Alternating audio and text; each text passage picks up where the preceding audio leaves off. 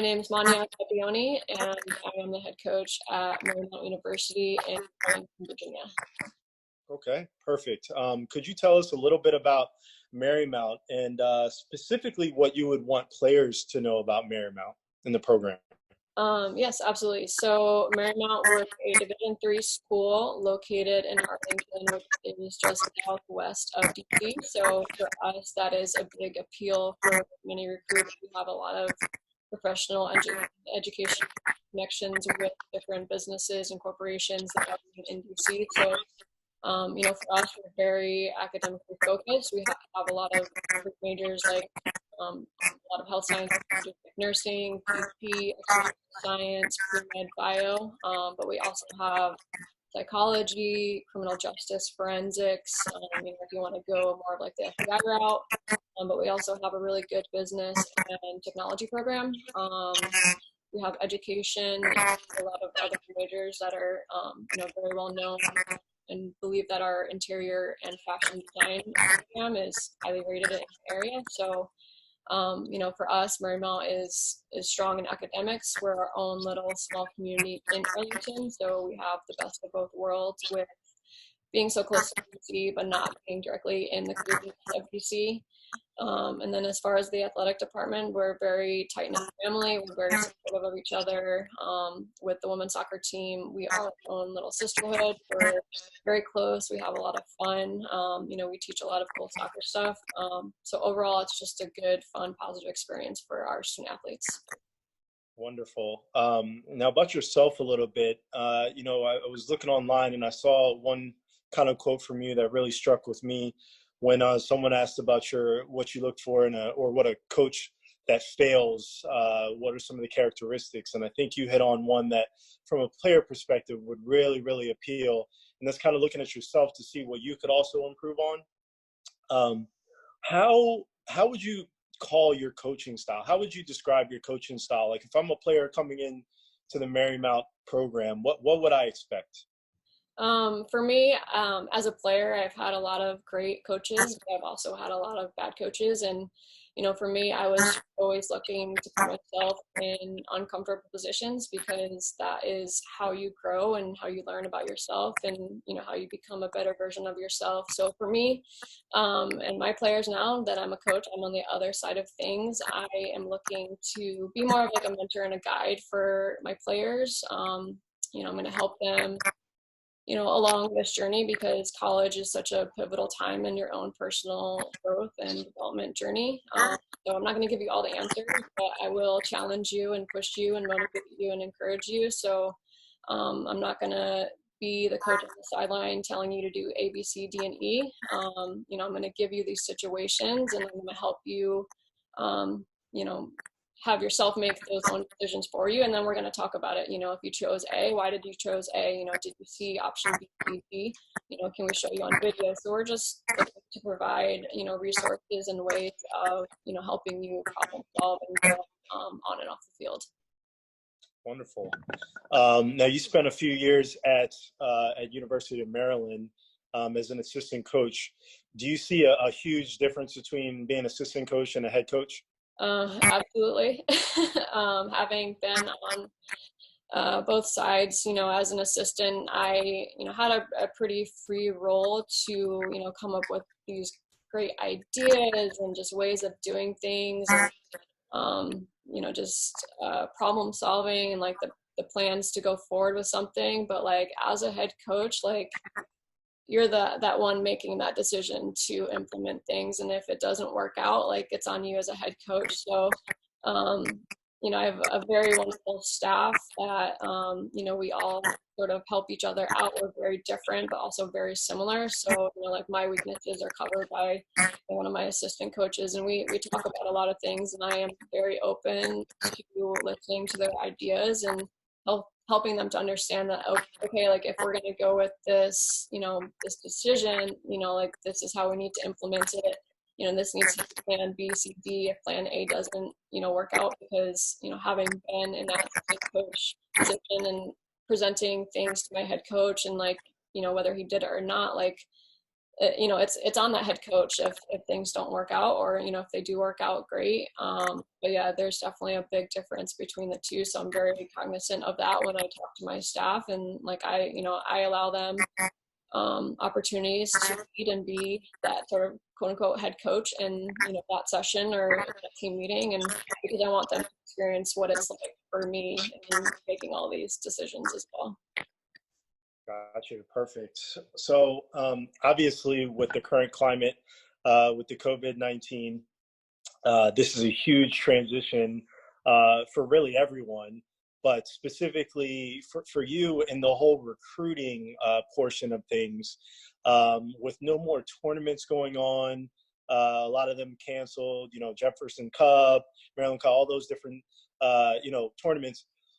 What tools are you using to recruit, and how would you recommend a player to be getting noticed now? Yeah, I mean, obviously this is, a very difficult situation for all of us. Something that the world hasn't experienced for the first time, but maybe our generation, and for us, it's, we're trying to navigate it as much as the recruits are trying to navigate. We're all dealing with a very, personal situation because this has affected, not just like financially for families, some people are losing their jobs.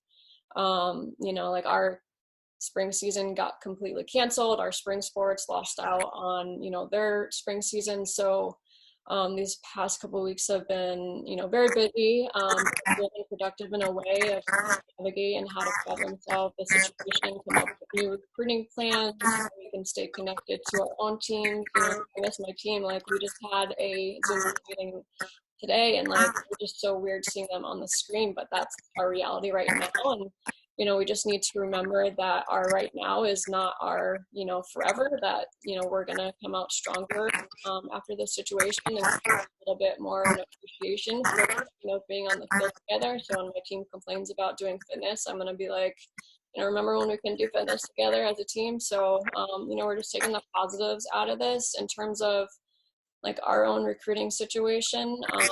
I've kept up with my phone calls with all my recruits, emails. Right now is a great opportunity for recruits to show the coaches how they can be, resilient in a situation like this, how they can adapt, like are they training on their phone at home? Like can you take a quick 1-minute video of what, you've come up with, a cool creative move, or, just working with the ball. Can you send that to a college coach? Like that's going to be something that sets you apart in this time when everybody's in this situation, so how are you going to come out of the situation on top of, the rest of the players out there who may not be doing these sorts of things. So you mentioned your players. What are your expectations for them to kind of stay in shape on their own in this situation when they should be inside? Is there a kind of a program you're giving them, or just how would you, because in addition to your college players, looking at maybe some of the recruits that you're talking to as well, how are you keeping up with what they're doing to stay in shape? Yeah, absolutely. I mean, it's obviously not an easy time to, do something on your own when this is a time like you're doing it with your team. Obviously, it's easier getting your fitness in at a team session versus, I gotta like go out and run on my own. For me personally, I have a dog, so that makes me get up out of the house and go for a run. And because if I don't run her, she's crazy all over the place. But for my players, we were fortunate enough to be able to create a spring packet for them that included fitness, a weekly schedule of different types of fitness, different types of strength stuff, ball work. We gave them guidelines in taking care of their body when it comes to recovery, sleep, nutrition, hydration. Mental health is a big thing, because we're not used to being stuck in the house 24/7. So for us, it's number one, making sure that they're feeling safe and healthy and not, really dealing with we're all dealing with the mental health side of things, but, what resources can we provide to them? And through that that spring packet, we're also able to have some sort of competition, a weekly competition. So we're just trying to make it fun. You know, we had an amazing spring season planned out with teaching them about the game, teaching them, you know, life skills, you know, getting together and just having fun as a team. So we're just translating that into, you know, Zoom team meeting calls, creating, you know, quizzes and homework with porn, like soccer bingo, just fun, creative ways of keeping them engaged and keeping them connected. We do have a communication plan in place when it comes down to, you know, doing individual meetings with the coaching staff, you know, checking in on each other. We have 10 returners, so it's, you know, it's not going to take up too much time, but just making sure that they stay connected as teammates too. You know, we have our own little team culture things that we're doing, and you know, I'm more than happy to share that with recruits when I talk to them on the phone, because I want them to know that, you know, like, this is our team culture. Like, we're fun, we're connected, we're inclusive, you know, and we're taking care of each other. So I noticed you also last year. Looks like you're a big person on going to tournaments, specifically with the, I think you have the Duke Tig brand. I'm butchering the name of the notebook, but it looked like you were one of the leaders in getting the most amount, meaning you were going to a lot of different games and tournaments. So now that's not happening now.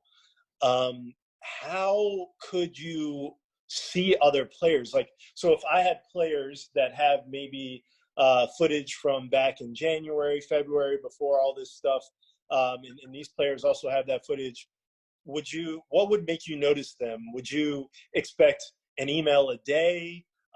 Would you expect, you know, just one email and you'll definitely see it and analyze and have feedback? Or, you know, you had mentioned them doing a minute video and sending it to you. What really would catch your attention for a player looking to play at Marymount? That's a great question.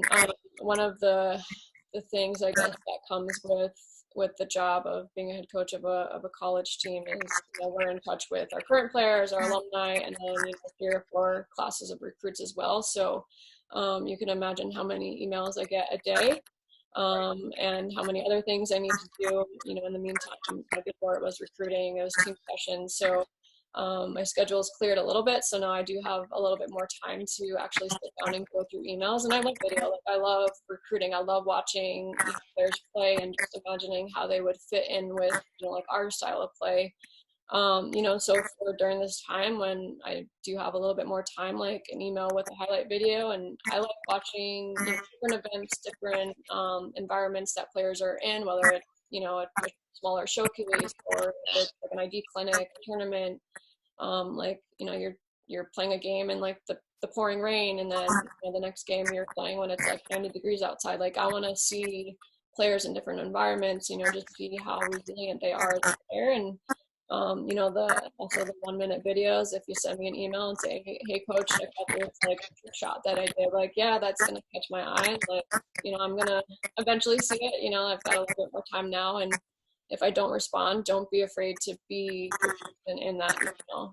You know, that's definitely gonna catch my eye too. If I continue to see the same name pop up in my email chain, like, I'm gonna eventually respond to you. Awesome answer. I love that. Now, in a quick 30 seconds, if possible, could you kind of tell us what your style of play is, what Marymount women's soccer style of play is, the type of players you're looking for? Are you looking for the more gritty? Are you looking for more technical? Does it depend on the situation? Are you more possession based? Are you, you know, looking to exploit the width? How would you describe Marymount's style of play? I've only got 30 seconds. Oh, No, I'm kidding. I mean, for us, our style of play is fun and creative. Like, we love the ball. We love having the ball. It sucks not to have the ball, because then you're, you know, chasing around. So, you know, we are a very direct, possessive style of play. And you know, we look at the field in thirds. Our defensive third, we like to build up when we can. Midfield third is just a way to creep up the field and keep possession of the ball. And the attacking third, it's kind of like a free for all. Like, do what you think is right. Like, you know, like, first and foremost, can you go to goal?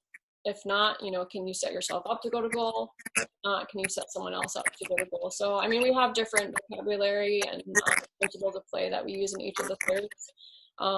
But I mean, overall, it's really just keep the ball, score, have fun with it. Don't be afraid to make a mistake. Encourage your teammates. We talk about communication a lot and how important that is on and off the ball. And just building each other up as a team. So on the sideline, we are very loud. We like to cheer our team on, and I feel like the players on the field feel that energy.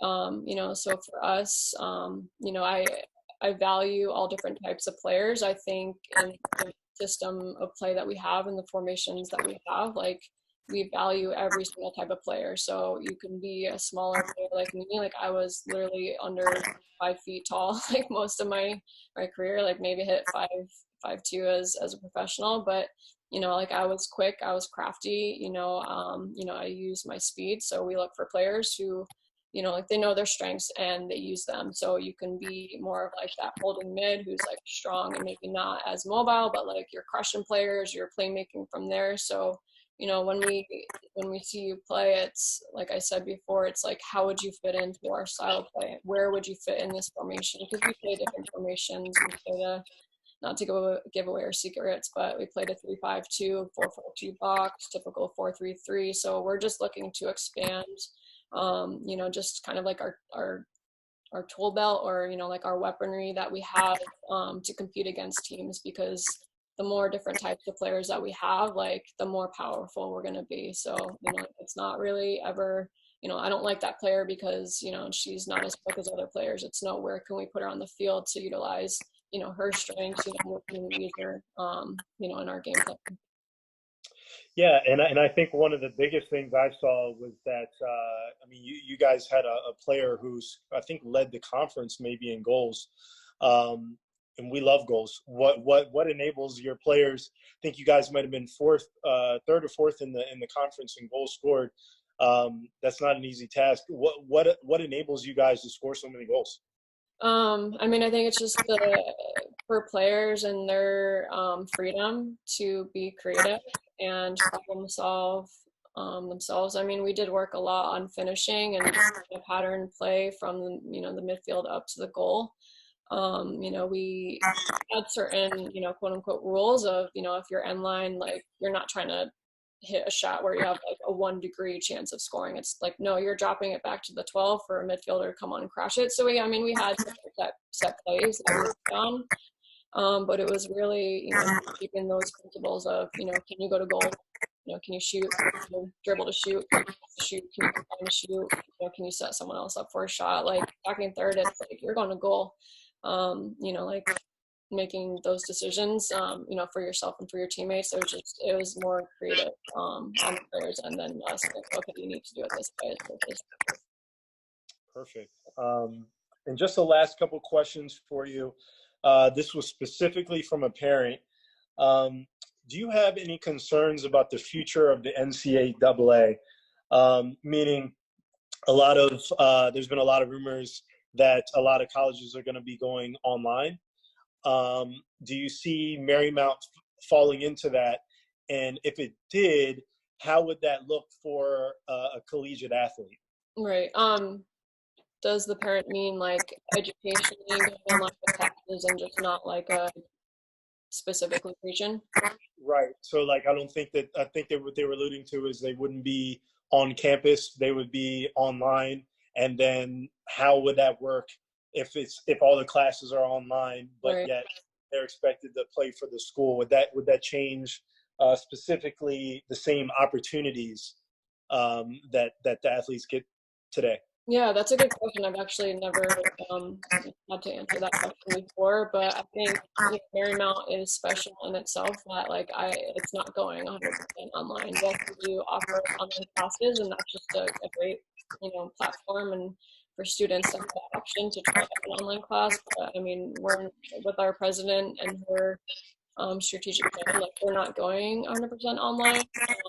I mean, we do have our main campus, and then a mile and a half down the road we have our Ballston campus, and that has a lot of like graduate school classes, but also has some undergrad And that just gives, students a feel to have a little bit more of like a city-like campus, where our main campus is, a little bit quieter. And I mean, if universities and colleges do sort of head that way, I know, hopefully college coaches will figure out a plan to make sure that, if it is 100% online, like you're still going to have team training, like you're still going to expect players to live, like on or near campus, whatever it ends up being. I mean, it definitely could pose a threat to certain programs, but I wouldn't say the NCAA as a whole, because I mean, it'd have to be at least 33% of schools going in that direction to maybe affect it a little bit. But I mean, the NCAA is a strong entity. We have a lot of support from them, and they're definitely supportive of what we're doing. Whether it's 50% online or 10% online, like NCAA is going to be a strong entity for all divisions across the board. Awesome. And then, as far as, so I coach quite a few younger players that kind of came up through the ranks. Now one is on the Baltimore Armor. She's in the 9th grade, and her mom has expressed a lot of interest in the local schools, including Marymount. How would you suggest her daughter to get more? Because what we've seen is some of the girls in different programs have already committed even by their sophomore years. Mm-hmm. How could these parents, specifically this parent, get her daughter more as a household name to someone like yourself? Right. One thing that I tell my recruits, the high school players that I'm talking to, and I'm at an ID clinic or at a showcase, is like, this process needs to be your seniors only. Like, you cannot be comparing, your process to someone else's, because, say if a 9th grader committed as a 9th grader, like, and maybe that was the pathway for them and what they felt was best, but if you're not ready to make that decision and move forward with it, like, don't feel the pressure to do that because your teammates or your best friends are doing that. So it has to like, you have to work your process, make this process your own. Like, I remember going through this process, and I had very supportive parents, and like, I had a chance to go to Yale, but I didn't want to go to Yale.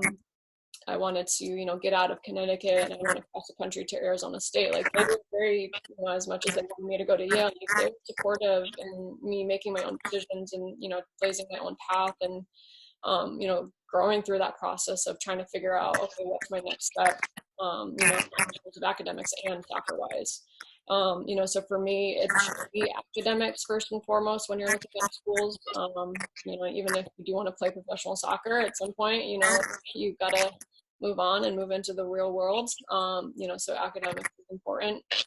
And then you look at the soccer piece of things, but it is a process. I like to see players play in a couple of different environments, different times over a span of 2 years, 3 years.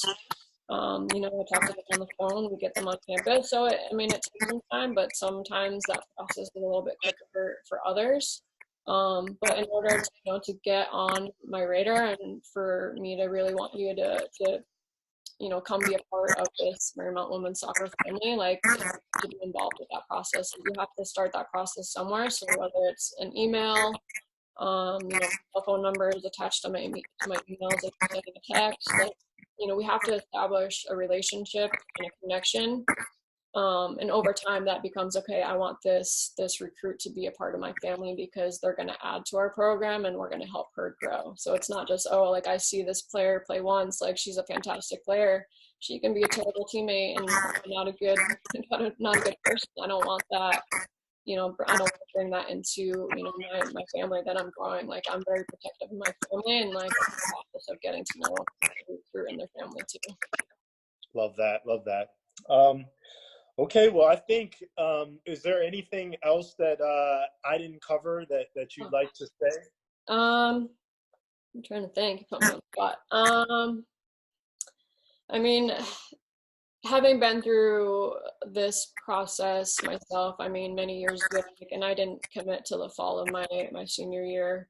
And I know times have changed and a little bit more pressure is being put on student athletes, whether it's internally, wise, coach wise, club wise, social media wise. And that's a whole nother topic for discussion is social media and branding. But, definitely get as much information as you can out of school about the academics. Coach, do your homework, do your background checks on these coaches, ask the hard questions. Some coaches are going to be more truthful than others, so if you get a chance to go on a campus visit, do an overnight visit to the current players, talk to players who did play for that coach, like that decision is going to be a little bit more clear as you go through it, and like you'll have a feeling like, yeah, this is the place for me, or you can have this school in mind and you go visit and you're like, oh no, like I definitely don't see myself playing there. So do your homework just as much as homework that we do on you, like you need to do the same on us. And it's okay to wanted to go to a school that maybe wasn't on your top 10 list, but you went and you visited and you love the coaches, you love the players, you love the campus. Like there's nothing wrong with that. There's no like one school for each person. Like go through that process and really do homework. Perfect. Well, thank you so much for answering my question. Absolutely. Happy to be on. Again, and we can, hopefully include, well, we can talk about that. So yeah, for sure. All right. Thank you. All right. Are you